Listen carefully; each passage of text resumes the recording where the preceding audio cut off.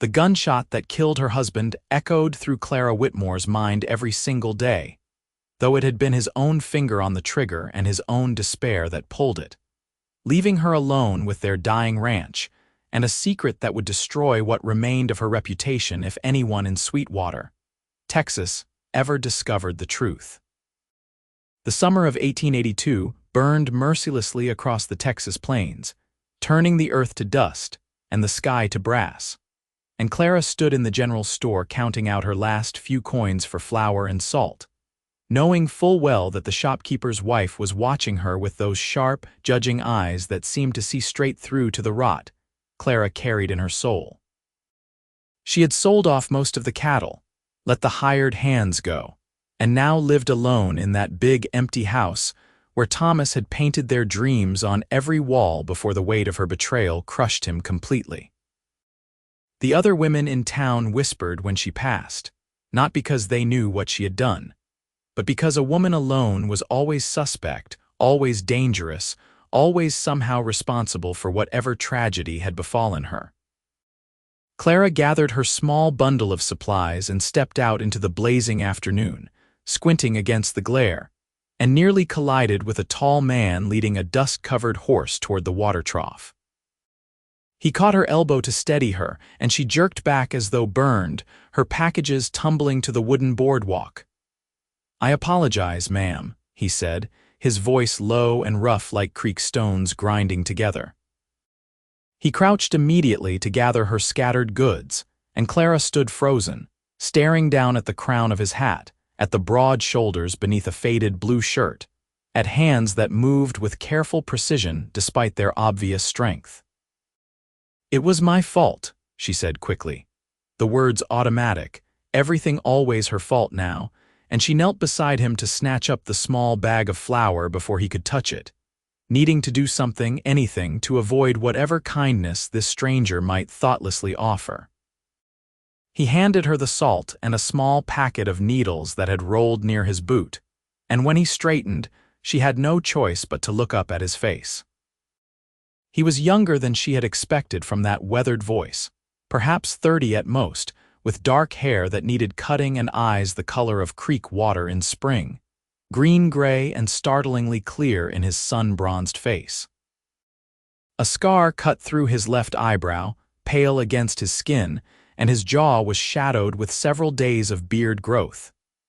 "You look like you could use some help getting those home," he said, and it was not really a question, more an observation delivered without judgment or expectation. "I can manage fine on my own," Clara said, and the defensive edge in her voice made her wince internally, but she could not seem to help it. She had been managing on her own for 8 months now, ever since that terrible morning when she had found Thomas in the barn, and managing meant keeping everyone at arm's length, meant never accepting anything from anyone, meant carrying her punishment alone as she deserved. The stranger nodded once, accepting her refusal without argument, but something in his eyes suggested he saw more than she wanted to reveal. "Name's James Cordell," he said, touching the brim of his hat. "Just passing through, looking for ranch work if you know of any." Clara clutched her packages tighter to her chest. The Circle M might be hiring, 3 miles west of town. She started to move past him, desperate to escape before he could ask her name, before any kind of conversation could take root. "And your place?" he asked, his tone still mild, still without pressure. "Looked like you might have some land, given the wagon you drove in with." She stopped, her back to him, and felt something hot and sharp lodge in her throat. The Whitmore ranch, such as it was, desperately needed help. The fences were falling down, the barn roof leaked, the garden had gone to weeds, and she woke every morning to a list of impossible tasks that Thomas would have handled with ease. But hiring help meant having someone around, meant conversation and questions, and the constant fear that somehow her guilt would show on her face like a brand. "I cannot afford to hire anyone," she said flatly, and walked away before he could respond, before the temptation to accept help could undermine her resolve to suffer as she ought. But James Cordell did not leave Sweetwater that day. And Clara saw him again 2 days later when she came to town for water from the public well, her own having run brackish in the summer heat. He was sitting outside the boarding house, cleaning tack with the kind of focused attention that spoke of a man used to making things last. And when he noticed her struggling with the heavy buckets, he simply stood and walked over to take them from her hands. "I said I can manage," Clara protested, but he was already carrying the buckets toward her wagon with steady, easy strides. "I know what you said," James replied, loading the buckets into the wagon bed and securing them so they would not tip. "But there is managing and then there is drowning, and I have seen enough of both to know the difference." The words hit Clara like a physical blow, and she had to turn away, blinking hard against the sudden sting in her eyes. "You do not know anything about me," she said, her voice barely above a whisper. "That is true enough," he agreed, coming to stand beside her, not touching, just present. "But I know what it looks like when someone is carrying more than they can bear, seen it in the mirror often enough." Clara forced herself to look at him, to really see him, and recognized something in those creekwater eyes that she had been too defensive to notice before, a kind of worn sorrow that came from experience rather than observation. "What do you want?" she asked, because in her experience everyone wanted something. "Honest work for honest pay," James said. "And maybe to stop a good woman from breaking herself trying to do everything alone out of pride or stubbornness or whatever it is that keeps her from accepting a helping hand." "You assume I am a good woman," Clara said, and the bitterness in her voice was thick enough to taste. "You should not make assumptions about strangers." James studied her for a long moment, his expression thoughtful rather than judgmental. "I assume every person I meet deserves basic human decency until they prove otherwise. Seems like a better way to move through the world than the alternative." Clara opened her mouth to argue, to tell him that some people did not deserve decency, that some people deserved exactly the hardship they received and nothing more, but the words stuck in her throat. Instead, she heard herself say, "I truly cannot afford to pay you. I have almost nothing left." "Room and board," James said immediately.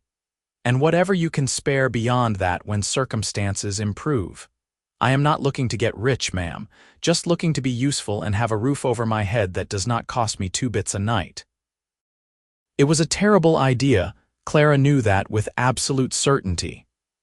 Having a man on the property, a stranger no less, would set every tongue in Sweetwater wagging. But the alternative was watching the ranch continue to crumble, watching everything Thomas had built dissolve into ruin, and despite everything that had happened, she could not quite bear that final defeat. "There is a bunkhouse," she said slowly, carefully, as if the words might shatter if spoken too quickly. "It is not much, but it is weatherproof, and I can provide 3 meals a day, though they will be simple."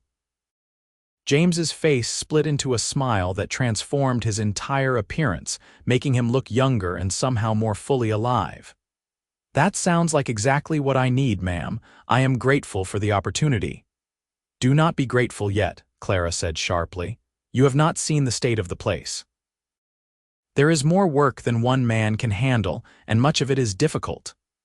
"Then I guess we better get started," James said, and climbed up onto his horse with the fluid grace of someone who had spent most of his life in the saddle.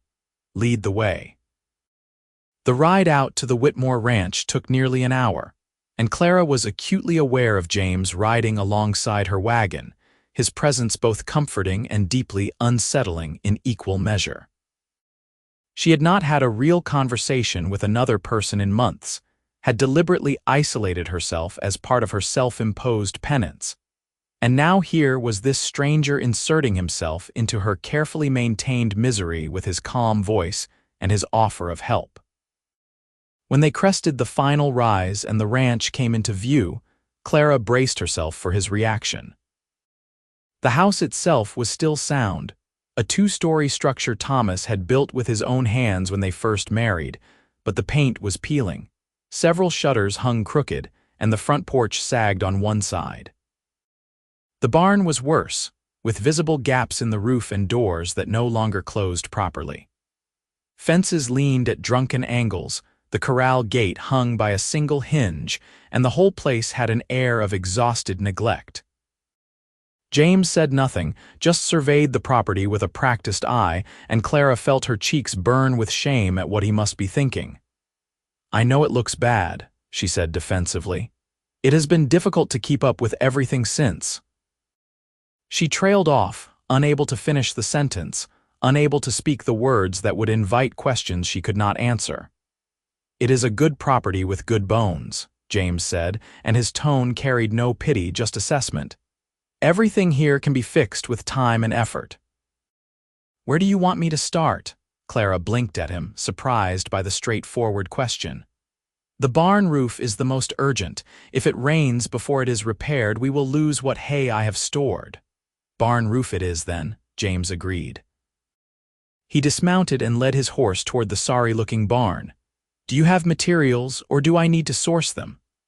"There is some lumber stacked behind the bunkhouse," Clara said, climbing down from the wagon with her water buckets.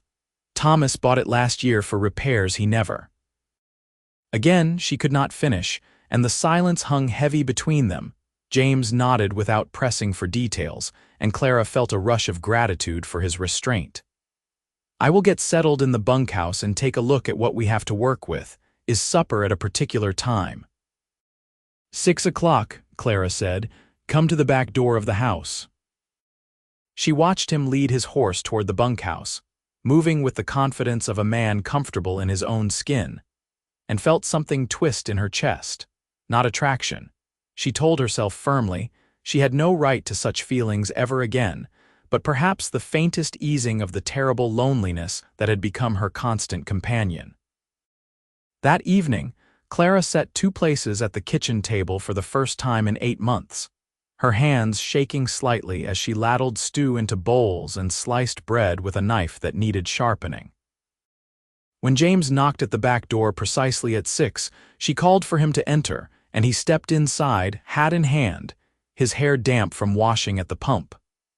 "Smells wonderful," he said, and Clara gestured to the table, suddenly uncertain about the proper etiquette for eating with a ranch hand. Thomas had always taken his meals with the hired men in the bunkhouse, maintaining a clear line between owner and employee, but that had been when there were multiple hands and enough food to send out a proper meal. Now there was just her and James and this small kitchen that suddenly felt much too intimate. They ate in silence for several minutes, Clara too aware of every small sound, the scrape of his spoon against the bowl, the way he chewed, the occasional creak of his chair. Finally, James said, "This is a fine stew, ma'am. I appreciate the hot meal after so many cold camps." "You have been traveling long?" Clara asked, more to fill the silence than from genuine curiosity, though she realized as soon as the words left her mouth that she actually did want to know. "A few months," James said. "Had a place up near Abilene for a while, working for a cattle outfit, but the owner sold out to a bigger operation and most of us were let go. Been drifting since, looking for the right situation." "And you think this is the right situation?" Clara could not keep the skepticism from her voice. A failing ranch run by a woman alone with barely enough money to feed herself, let alone pay a fair wage. James looked at her directly, his gray-green eyes serious. "I think this is a place where I can make a real difference." "Sometimes that matters more than money." Clara set down her spoon, her appetite suddenly gone. "You should not say things like that to me," she said quietly. "You should not be kind." "Why not?" James asked, his tone genuinely puzzled rather than challenging. "Because I do not deserve kindness after what I have done," Clara said, the words tumbling out before she could stop them, raw and honest and terrible. James was quiet for a moment, and Clara could not bring herself to look at him, certain she would see judgment or disgust or worse, pity. But when he spoke, his voice was gentle and utterly without condemnation. "Everyone deserves kindness, ma'am. Whatever you think you have done, whatever burden you are carrying, that basic truth does not change. Everyone deserves it." The tears came then, sudden and overwhelming, and Clara pressed her hands to her face, mortified by this loss of control, by this weakness displayed in front of a virtual stranger. She heard James's chair scrape back and tensed, expecting him to leave or worse, to try to touch her, to offer comfort she had no right to accept.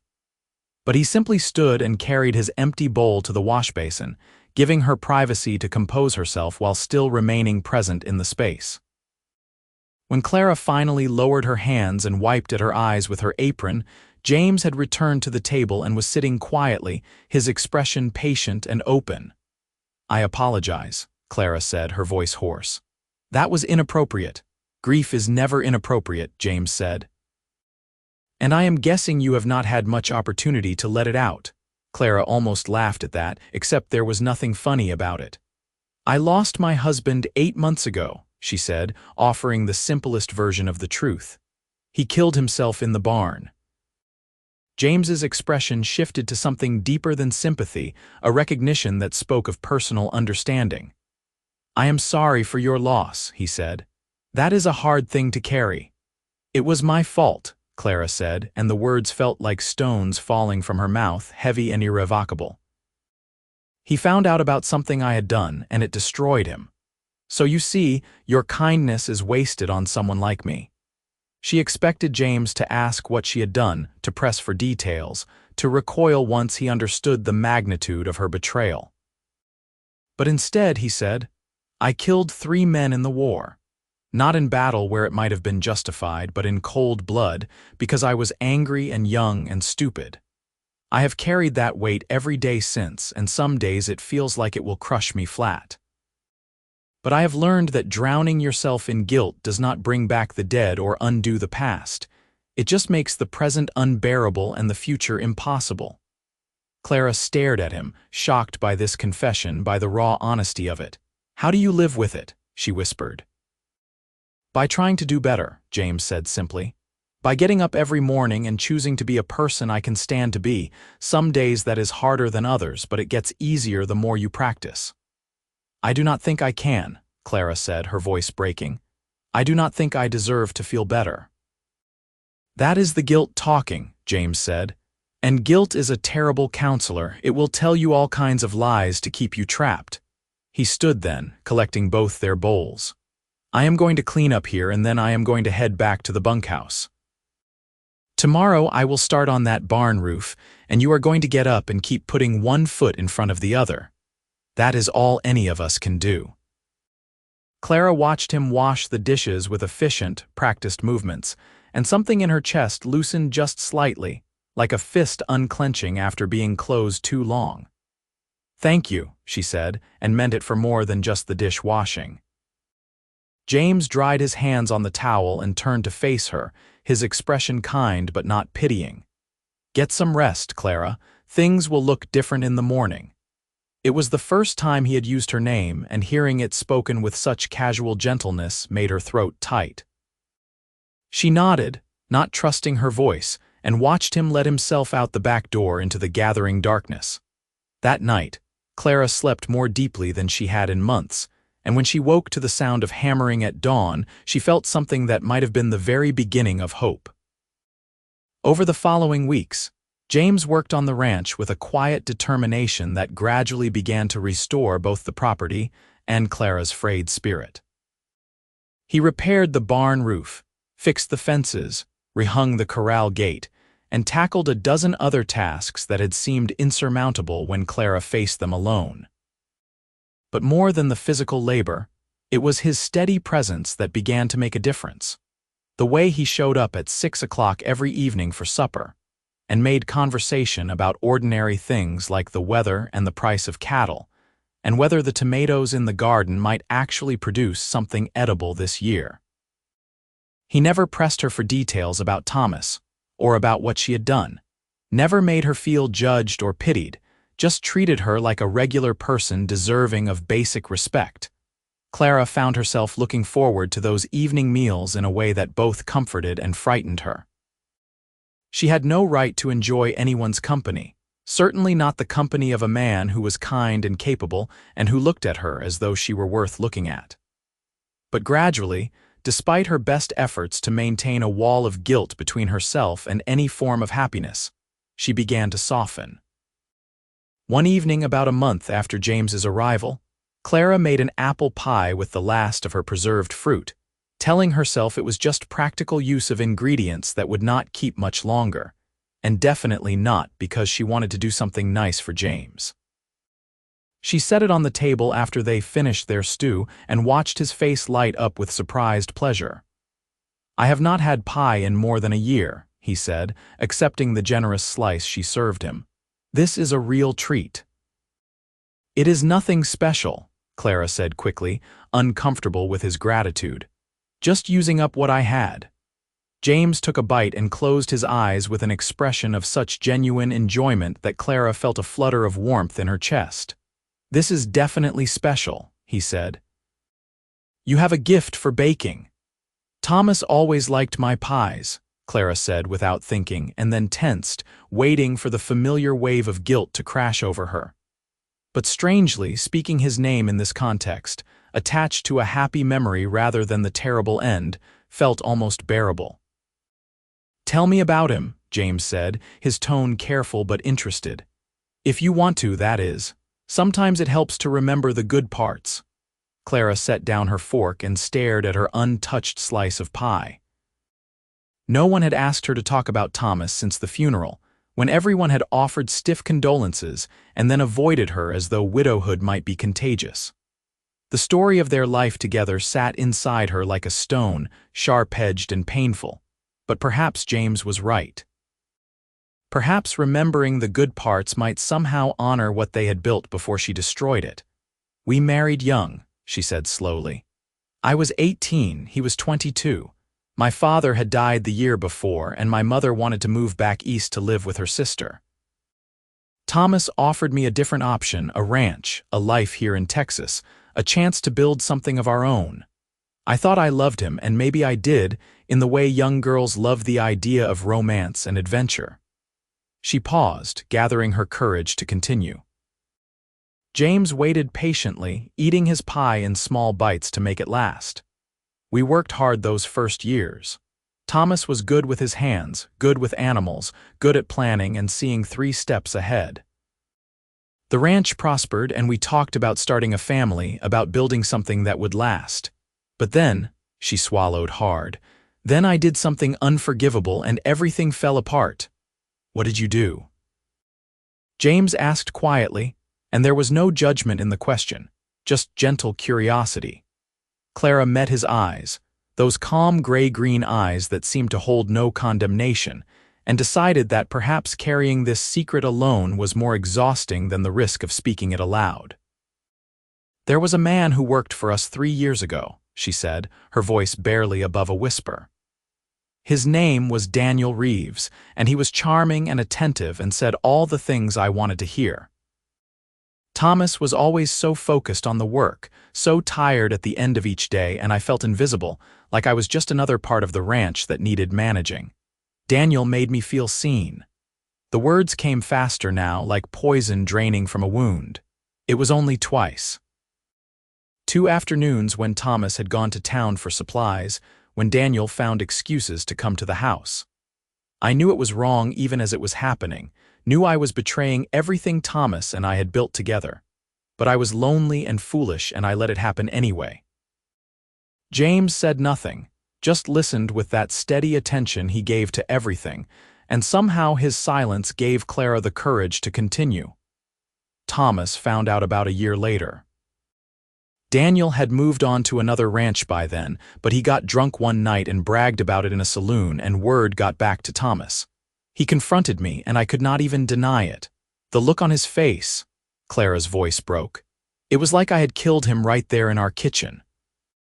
He stopped talking to me except when absolutely necessary, stopped sleeping in our bedroom, stopped being present even when he was standing right in front of me. And then one morning, I found him in the barn with his revolver. He left a note that said he could not live knowing I had chosen someone else, even for a moment." The tears came again, but this time Clara let them fall without hiding her face. "So you see, I am responsible for his death as surely as if I had pulled the trigger myself. I destroyed a good man because I was selfish and weak, and I deserve every bit of misery that comes to me." The silence stretched between them, and Clara waited for James to stand up and leave, to tell her she was right about herself, that she did not deserve kindness or company or anything except solitude and regret. But instead, he reached across the table and gently took her hand, his calloused fingers warm against her cold skin. "You made a mistake," James said firmly. "A serious mistake with terrible consequences, yes, but it was still just a mistake made by a lonely human being who wanted to feel valued. It does not make you a monster, Clara.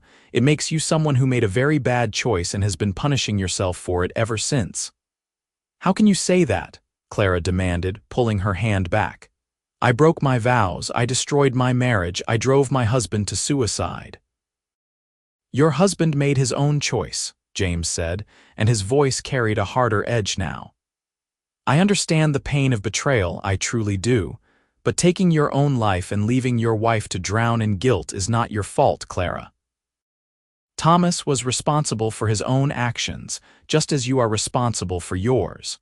You can carry the weight of your affair, but you cannot carry the weight of his decision to end his life. That was his burden to bear, not yours." "Everyone in town would disagree with you," Clara said bitterly. "A wife's duty is to honor her husband. I failed that duty and he paid the price." "Everyone in town has not lived your life or walked in your shoes," James countered.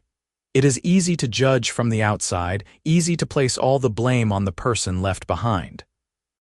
But marriage is a partnership, and if you were lonely enough to stray, then something in that partnership was already broken."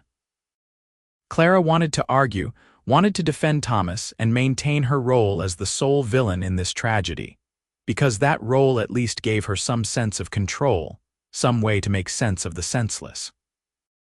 But James's words had opened a door in her mind that she had kept firmly locked, and uncomfortable truths were beginning to slip through. "He was a good man," she said weakly. "I believe you," James said, "but good men can still make their wives feel invisible. Good men can still take their partners for granted, and good men can still make selfish choices when they are hurting. Being good does not make someone perfect, Clara. We are all just people doing our best and sometimes falling short." Clara stared at him, at this drifter who had appeared in her life at the moment of her deepest isolation, and felt something shift in her perception. For 8 months, she had built a narrative in which she was wholly guilty and Thomas wholly innocent, and that narrative had given her grief a structure, a shape she could understand. But perhaps, just perhaps, the truth was more complicated than that simple division allowed. "I do not know how to live with it if I am not entirely to blame," she said quietly. "The guilt at least gives me something to hold on to." "Then hold on to it," James said, "but do not let it be the only thing you hold. Allow yourself to also hold the truth that you are a human being who made a mistake and deserves the chance to forgive herself and build a life worth living. Those things can exist together." Clara wiped at her eyes with her napkin and managed a shaky breath. "You are very wise for someone who claims to be just a drifting ranch hand." James smiled, a small, sad smile that held years of hard-won understanding. "Pain is a powerful teacher if you let it be. I have had my share of lessons." They finished their pie in a more comfortable silence, and when James left for the bunkhouse that night, Clara found herself standing at the window watching his lantern bob across the dark yard, feeling something warm and fragile blooming in her chest despite her best efforts to suppress it. The summer heat gradually eased into the gentler warmth of early autumn, and the ranch continued to transform under James's steady attention. He built new chicken coops and convinced Clara to buy some laying hens, arguing that eggs would be both sustenance and income. He reinforced the bunkhouse roof and repainted the front of the main house, standing on a ladder under the fierce Texas sun while Clara pretended not to notice the way his shirt clung to his back with sweat. They fell into an easy rhythm, James working on repairs during the day while Clara tended the garden and managed the household tasks, then coming together for supper and increasingly lengthy conversations that ranged from practical matters to deeper discussions about life and loss, and what it meant to start over. Clara found herself laughing one evening at a story James told about a stubborn mule he had worked with in Abilene, and the sound of her own laughter startled her so much that she clapped a hand over her mouth. James noticed, of course. He noticed everything, and his expression grew soft. "It is all right to laugh," he said gently. "Joy does not dishonor grief." "It feels wrong," Clara admitted. "Like I am forgetting what I did." "You will never forget," James said with certainty. "That particular burden will always be part of you. But you can carry it alongside other things. Happiness, friendship, maybe even love, if you allow yourself to be open to it." The word love hung in the air between them, fraught with possibility and danger, and Clara felt her pulse quicken. She had been trying so hard not to acknowledge what was growing between them. The way her heart lifted when she heard his footsteps on the porch. The way she found excuses to bring him water while he worked, so she could watch his capable hands for a few extra moments. The way his smile had become the best part of her day. "I cannot," she said, standing abruptly from the table. "I cannot think about such things. It would be a betrayal." "A betrayal of what?" James asked, standing as well. "Of a marriage that ended, of a man who is gone, or of the punishment you think you deserve." "All of it," Clara said desperately. "I do not get to be happy, James. I do not get to move on and fall in love and pretend that everything is fine. That is not how penance works." "Penance is not meant to last forever," James said, moving closer but not touching, respecting her space.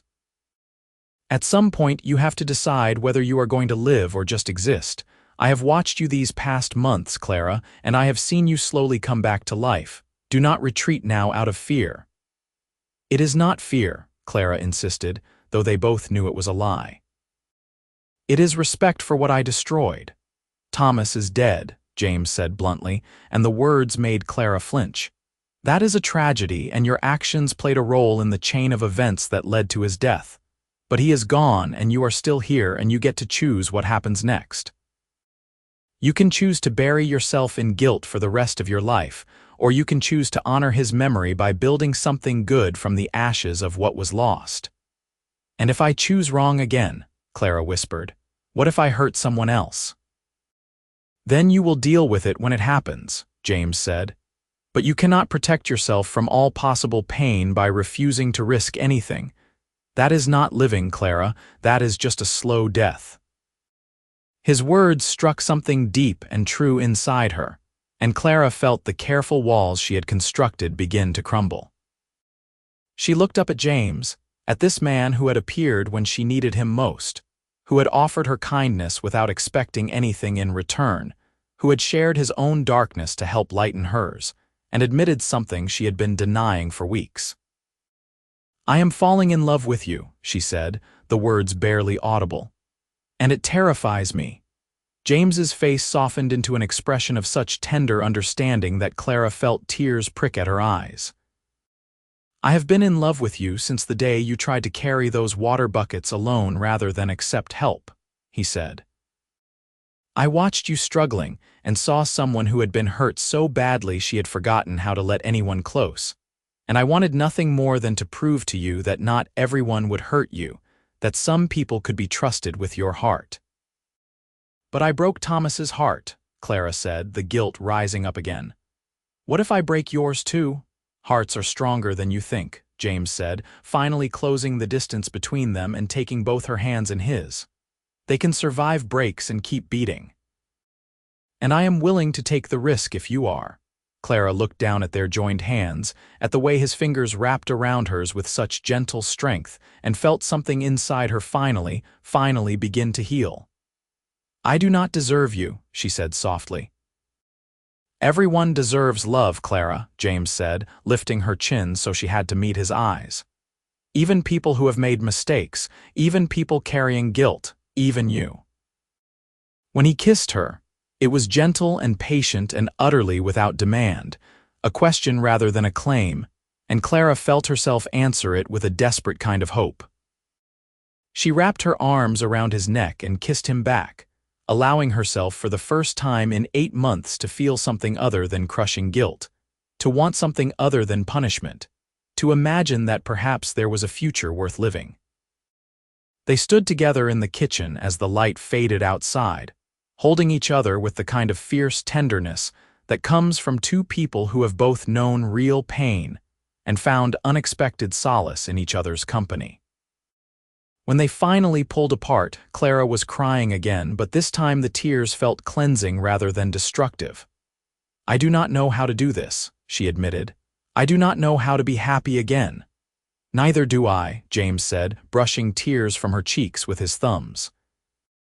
"But I think we can figure it out together, if you are willing to try." Clara nodded, not trusting her voice, and James pulled her close again, resting his chin on top of her head. They stayed that way for a long time, and when James finally left for the bunkhouse that night, Clara felt as though she had crossed some invisible threshold from the dark place where she had been trapped into a landscape that held the possibility of light. The weeks that followed were both wonderful and difficult, as Clara navigated the unfamiliar territory of allowing herself to be happy while still carrying the weight of her past. There were days when the guilt surged back with overwhelming force, when she would be laughing at something James said and suddenly freeze, convinced she had no right to such moments. James weathered those storms with patient understanding, never pushing her to move faster than she was ready, but also never allowing her to retreat completely back into isolation. They worked side by side on the ranch, gradually transforming it from a place of sorrow into something that felt alive again. James bought 6 head of cattle at auction with money he had saved, insisting it was an investment in their future, and Clara did not correct his use of the word "their," because somewhere along the way, the ranch had stopped being just hers and had become something they were building together. One evening in late October, as they sat on the newly repaired front porch watching the sunset paint the sky in shades of orange and purple, James said, "I would like to marry you, Clara." Clara's breath caught, and she turned to look at him, searching his face for any sign of doubt or hesitation. "Are you certain?" she asked. "I come with considerable baggage." "We all have baggage," James said. "Mine is just as heavy as yours, believe me, but I love you and I want to build a life with you if you will have me." Clara thought about Thomas, about the life they had built and the way it had ended, and felt a pang of grief that she suspected would never fully disappear. But alongside that grief was something new, a fierce, bright hope that perhaps she could have a second chance, that perhaps love did not have to end in tragedy. "Yes," she said, the words simple and clear. "Yes, I will marry you." James smiled and pulled her close, and they sat together watching the light fade, making quiet plans for a future that felt suddenly, miraculously possible. They were married in late November by the circuit preacher who came through Sweetwater once a month. Clara wore a simple blue dress rather than white, feeling that white would be inappropriate for a widow, and James wore his best shirt and the new vest Clara had made for him. The ceremony was brief and witnessed only by the preacher and the store owner who served as legal witness, because Clara could not bear the thought of a crowd, could not bear to see the judgment in the eyes of the townspeople who still whispered about her. But as she stood beside James and spoke her vows, Clara felt a deep sense of rightness that had been absent from her first wedding. This time, she was not a girl seeking escape or adventure. She was a woman who had been broken and was choosing to heal, who understood the weight of commitment and the cost of betrayal, and who was promising to honor this man with full knowledge of what that promise meant. When James kissed her at the end of the ceremony, sealing their marriage, Clara felt a sense of peace settle over her that she had not known she could still feel. They spent their wedding night in the main house, in the bedroom that Clara had not shared with anyone since Thomas's death. She had scrubbed it clean and changed all the linens, symbolically clearing space for this new beginning, but still felt nervous as James closed the door behind them. "We do not have to do anything you are not ready for," James said immediately, reading her tension. "We can just sleep." But Clara shook her head, moving closer to him. "I am ready," she said. "I want this, I want you, I need you to be patient with me." "Always," James promised and took her face in his hands, kissing her with a tenderness that made her throat tight.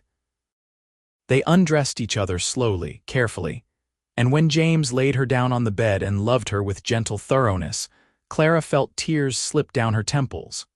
Not from sadness this time, but from the overwhelming relief of being touched with affection, of being wanted not as an escape or a conquest, but as a partner, as someone valued and cherished.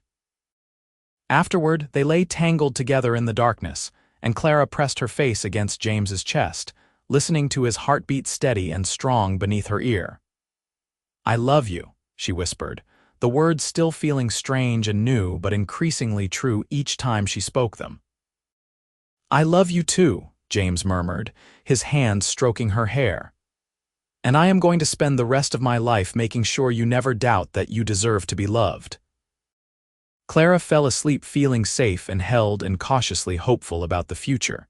And when she woke in the morning to find James still beside her, his arm wrapped protectively around her waist, she allowed herself to believe that perhaps healing was not just possible but actually happening.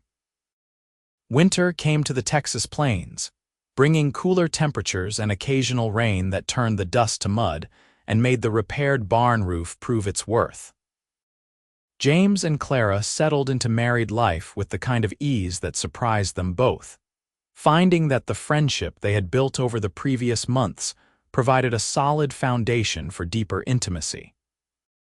They worked together during the day and talked long into the night, sharing stories and dreams and the mundane details of daily life that somehow felt precious when shared with someone who genuinely cared.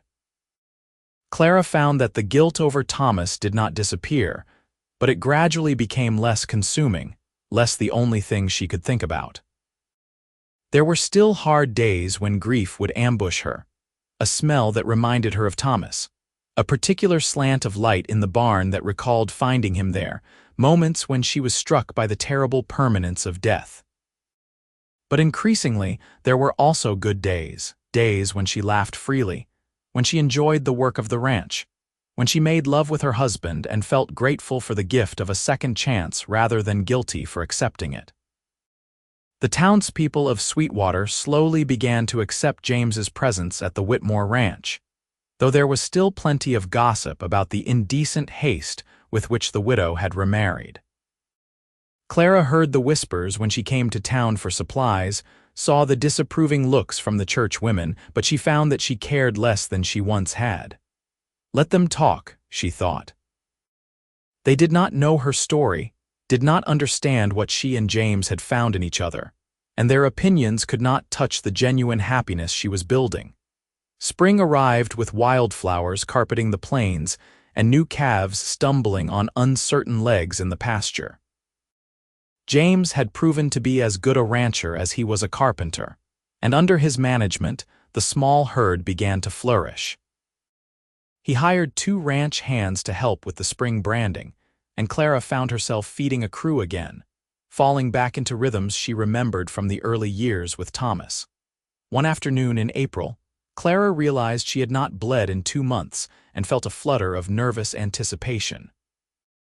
She waited another week to be certain, then told James over supper, watching his face carefully for his reaction. "A baby," he said, his voice filled with wonder. "We are going to have a baby, it seems that way," Clara said, twisting her napkin in her lap. "How do you feel about that?" James came around the table and knelt beside her chair, taking her hands in his. "I feel like the luckiest man in Texas," he said. "Clara, this is incredible news." "I am frightened," Clara admitted. "What if I am a terrible mother? What if something goes wrong?" "What if?" James silenced her with a kiss. "You will be a wonderful mother," he said firmly. "And whatever challenges come, we will face them together. That is what marriage means." Clara rested her forehead against his and allowed herself to feel excited rather than only afraid.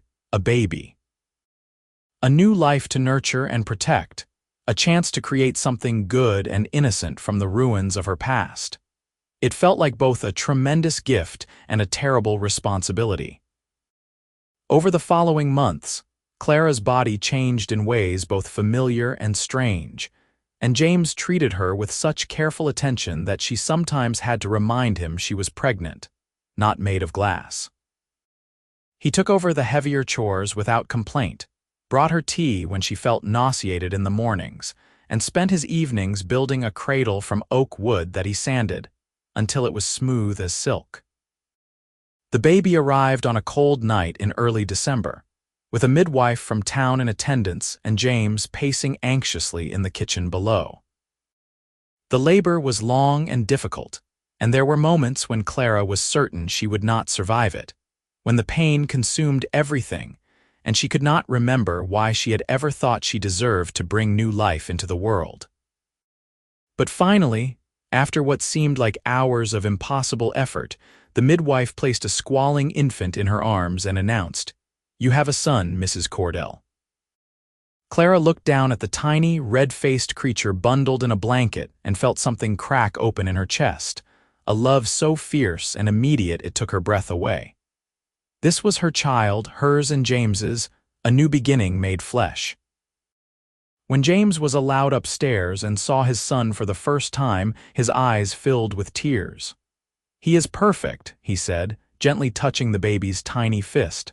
"Absolutely perfect." They named him Samuel Thomas Cordell, honoring both James's father and Clara's first husband. And Clara felt that the name was a kind of peace offering to the past, an acknowledgement that Thomas had been part of her story even if that chapter had ended in tragedy. Being a mother proved both harder and more rewarding than Clara had imagined. Samuel was a colicky baby who cried often and slept poorly, and there were nights when Clara walked the floor with him for hours, exhausted and frustrated, and sometimes overwhelmed by the relentless demands of caring for an infant. But there were also moments of transcendent joy. Samuel's first smile, the way he would quiet when she sang to him, the expression of complete contentment when he nursed, the sight of James holding their son with such tender confidence. As Samuel grew from infant to baby to toddler, the ranch continued to prosper. James proved to have a gift for business as well as ranching, and he gradually expanded their holdings, buying adjacent land when it became available and increasing the herd to a size that generated real income. Clara managed the household and took over the ranch's bookkeeping, discovering that she had a head for numbers and a talent for stretching resources that served them well. By the time Samuel was 3 years old, the Whitmore Cordell Ranch, as it had come to be known, was one of the more successful small operations in the area. They employed 4 full-time hands, had a herd of nearly 200 cattle, and were preparing to build a new barn to replace the old structure that James had patched so many years before. One evening, as Clara and James sat on the porch watching Samuel chase fireflies in the gathering dusk, James said, "Do you ever regret it? Marrying me, I mean, building this life?" Clara looked at him, surprised by the question. "Never," she said firmly. "Why would you ask that?" "I just wonder sometimes if you might have been happier staying alone, staying faithful to Thomas's memory," James said. "If maybe I pushed you into something you were not ready for." Clara reached over and took his hand. "You gave me back my life," she said. "I was drowning in guilt and isolation, and you threw me a rope. I will never regret grabbing hold of it." "But do you still think about him?" James asked. "About what happened, of course," Clara said honestly. "I think about Thomas, about what I did, about how things might have been different if I had made better choices. But I have learned to carry those thoughts without letting them destroy me. You taught me that." James squeezed her hand. "You taught yourself," he said. "I just stood beside you while you did the work." Clara watched Samuel tumble in the grass, laughing with pure delight, and felt a deep sense of gratitude for the unexpected path her life had taken. She would never forget Thomas or stop regretting the choices that led to his death. That particular scar would always be part of her. But she had learned that a person could carry both grief and joy, both regret and hope, both the weight of past mistakes and the promise of future possibilities. "I want another baby," she said suddenly, surprising herself with the declaration. James turned to her with a smile. "Do you now? Samuel should have a sibling," Clara said, warming to the idea. And I think I could be a better mother the second time around now that I know what I am doing. You are already a wonderful mother, James said, pulling her close. But I would be happy to have as many children as you want. Their second child, a daughter they named Alina Rose, was born 2 years later during a mild spring that seemed to promise good things. Alina was an easier baby than Samuel had been, content and cheerful, and Samuel adored his little sister with a protective devotion that made both parents smile. The house that had once echoed with loneliness and grief now rang with children's laughter and the happy chaos of family life. As the years passed, Clara found that the guilt over Thomas faded to something manageable, a quiet ache rather than a constant scream. She visited his grave once a year on the anniversary of his death, bringing wildflowers and sitting beside the headstone to talk to him about how the ranch was doing, about the children he would never meet, about how she had found a way to keep living despite everything. She did not know if he would have forgiven her, did not know if he would have approved of her happiness, but she had learned to live with that uncertainty. James proved to be an extraordinary father, patient and playful with the children while still maintaining clear boundaries and expectations. He taught Samuel to ride and rope, showed Alina how to identify different wildflowers and birds, and spent countless hours answering their endless questions with the same patient attention he had once given to Clara's grief. Watching him with their children, Clara often felt overwhelmed with love and gratitude for this man who had appeared in her life when she needed him most. The ranch continued to grow, and by the time Samuel was 10 and Alina 8, they were one of the larger operations in the county. James hired a foreman to manage the day-to-day work with the cattle, freeing him to focus on business development and expansion. Clara took on more community responsibilities, helping to establish a school in Sweetwater and serving on the church women's committee despite the lingering whispers about her past. She had learned to hold her head high and meet gossip with quiet dignity, refusing to be defined by her worst mistake. One summer evening, when Samuel and Alina were finally asleep after a long day of helping with ranch chores, Clara and James sat together on the porch swing James had installed the previous year. The stars were brilliant overhead, and the sounds of cattle and crickets created a peaceful symphony in the darkness. "Do you remember the day we met?" Clara asked, leaning her head on James's shoulder. "Every detail," James said. "You were trying so hard to carry everything alone, so determined not to need anyone. I thought you were going to drop those packages right there on the boardwalk." "You should have let me," Clara said with a smile. "Would have saved you a lot of trouble." "Best trouble I ever got into," James said, kissing the top of her head. "I have never regretted a single moment of it."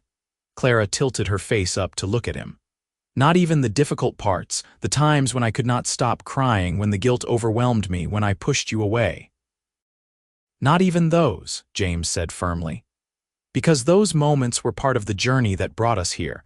I would not trade this life for anything, Clara. You, the children, the ranch, this is everything I ever wanted, even when I did not know I wanted it." Clara kissed him, slow and sweet, and felt the truth of his words settle into her bones. She had spent so long believing she did not deserve happiness, that punishment was the only appropriate response to her mistakes. But James had taught her a different truth, that everyone deserves kindness, that everyone deserves the chance to heal and grow and build a better life from the ruins of past failures. "I love you," she said against his lips, "more than I can adequately express." "I love you too," James murmured. "Always have, always will." They sat together in the darkness, rocking gently on the swing, and Clara felt a deep contentment settle over her. Her life had not turned out the way she had planned when she was young. She had made terrible mistakes, caused real harm, lived through genuine tragedy. But she had also survived, healed, found love again, built something good and lasting from the ashes of what had been lost. And that, she was learning, was enough. The years continued to pass in the way they do, sometimes slowly, sometimes with startling speed. Samuel grew into a strong, responsible young man who took to ranching with natural talent and genuine passion. Eleanor developed her mother's head for numbers and her father's steady temperament, becoming invaluable in managing the ranch's increasingly complex financial affairs. Two more children arrived, another son named David and a second daughter named Mary, and the house that had once been so empty became gloriously full of life and noise and love. Clara's hair began to show streaks of gray, and James's face developed deeper lines around his eyes from years of squinting into the Texas sun. They had been married for nearly 20 years when Samuel announced he was courting the daughter of a neighboring rancher, and Clara felt a complex mixture of joy and melancholy as she realized her children were beginning their own adult lives. The wedding was held at the ranch in the spring of 1902, with most of the county in attendance.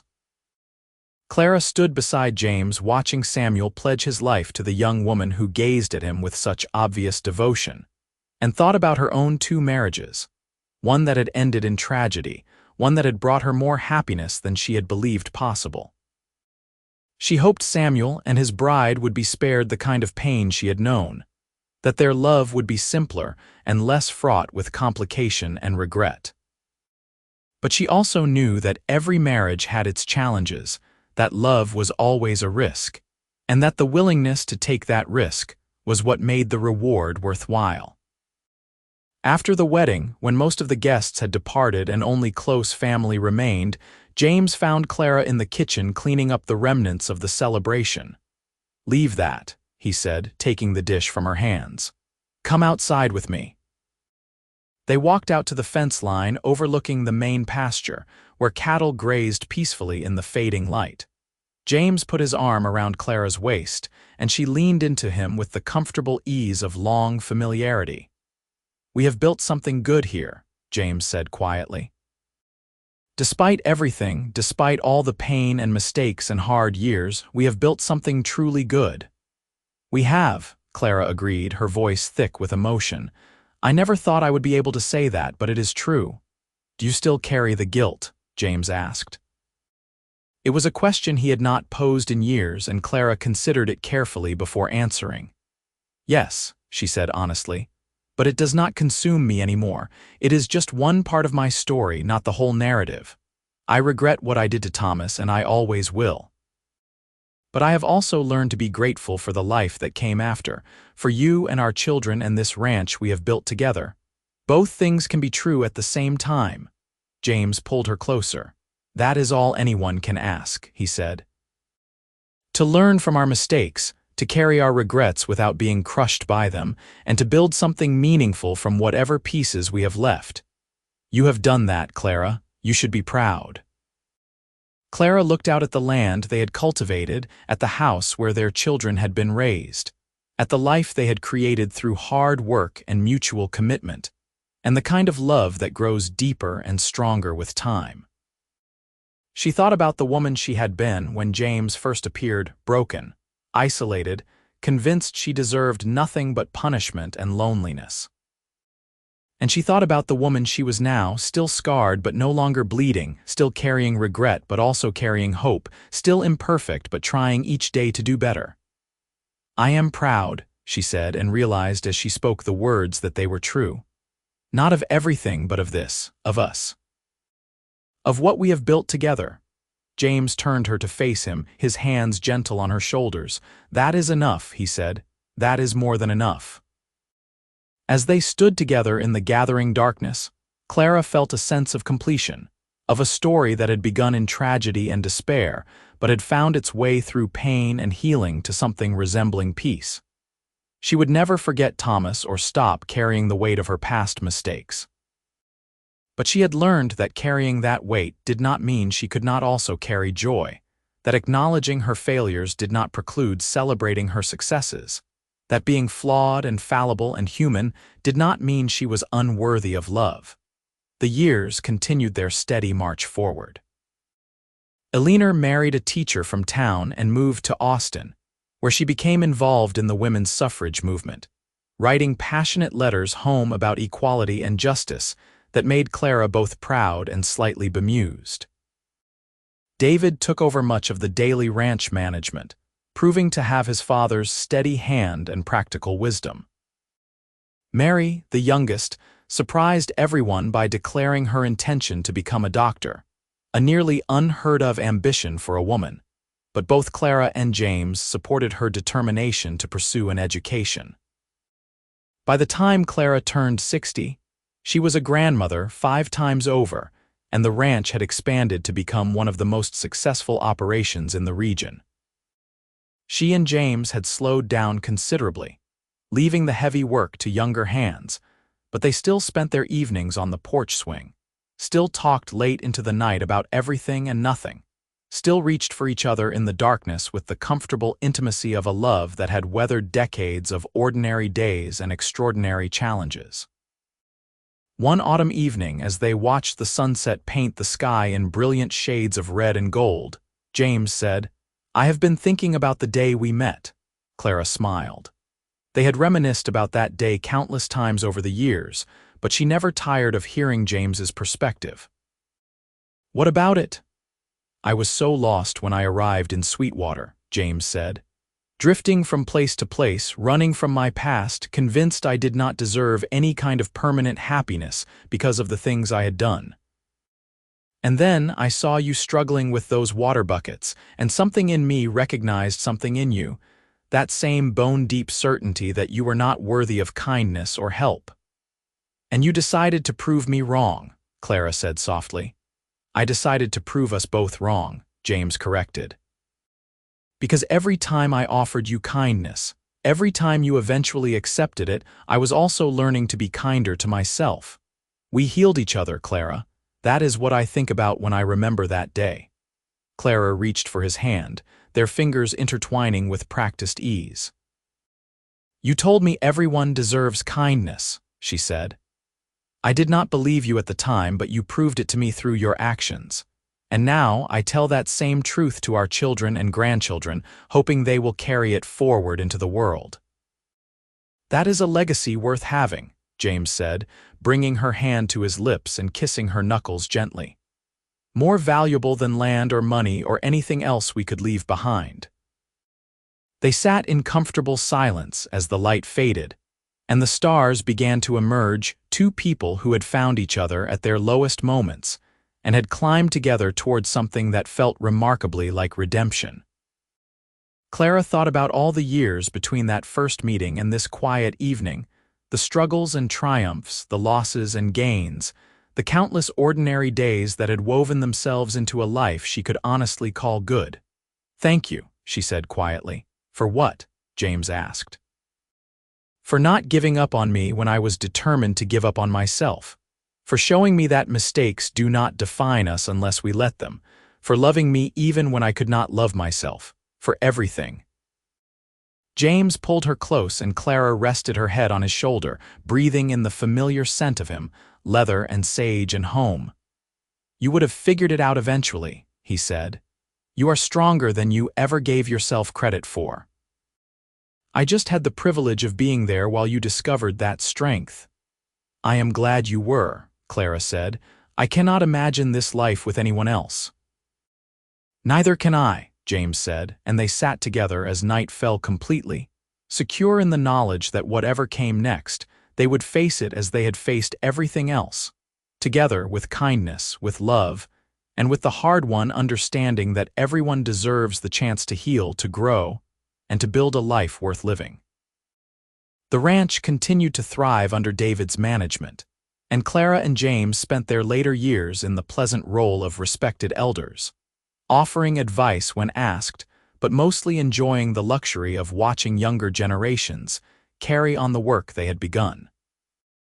Clara remained active in the community, her earlier scandal long forgotten or at least forgiven as people came to respect the woman she had become.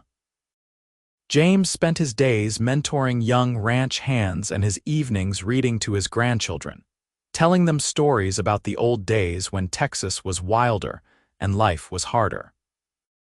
One spring morning, Clara woke to find James had not stirred beside her, and when she touched his shoulder to rouse him, his skin was cold. He had died peacefully in his sleep, his expression serene, and Clara sat beside him for a long time, holding his hand and crying tears that were equal parts grief and gratitude.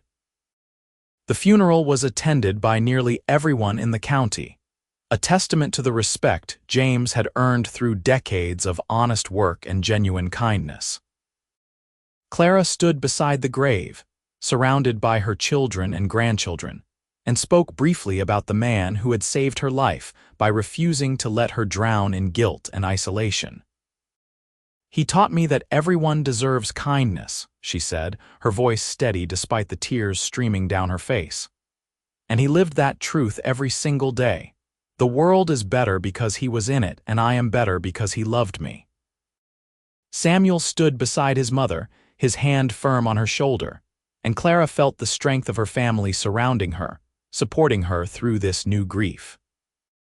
She had lost 2 husbands now, one to despair and one to the natural passage of time, and while both losses hurt, they hurt in very different ways. This grief was clean and uncomplicated, untainted by guilt or regret, a simple mourning for a good man who had lived a good life and left the world richer for his presence. In the months following James's death, Clara found comfort in the life they had built together.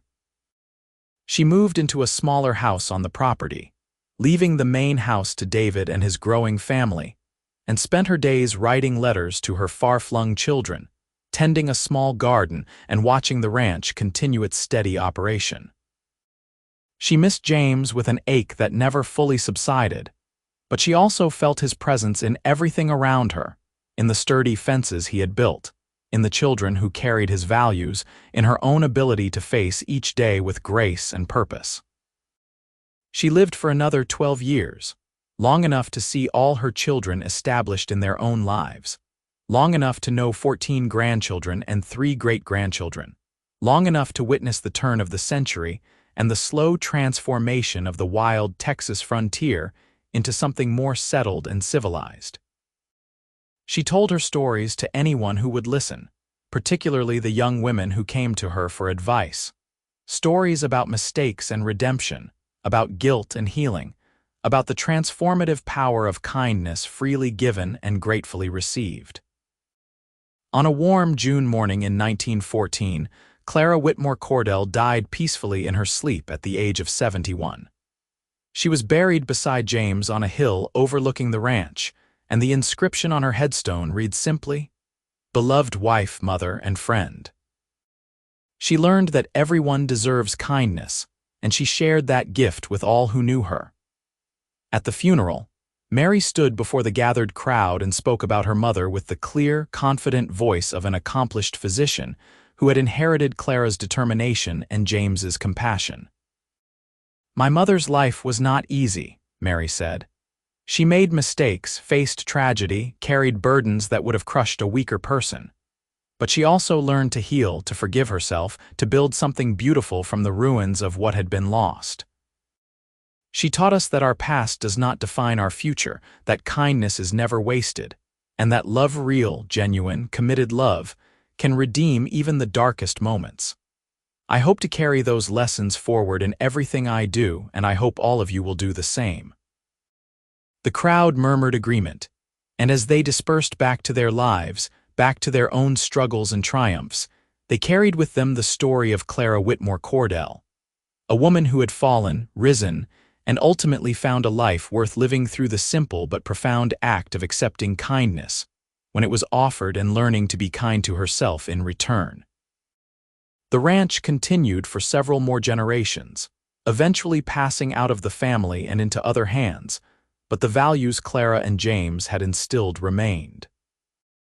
The story of how they met, how they healed each other, how they built something lasting from nothing became a kind of family legend, passed down through the years as an example of what was possible when people chose compassion over judgment, hope over despair, and love over isolation.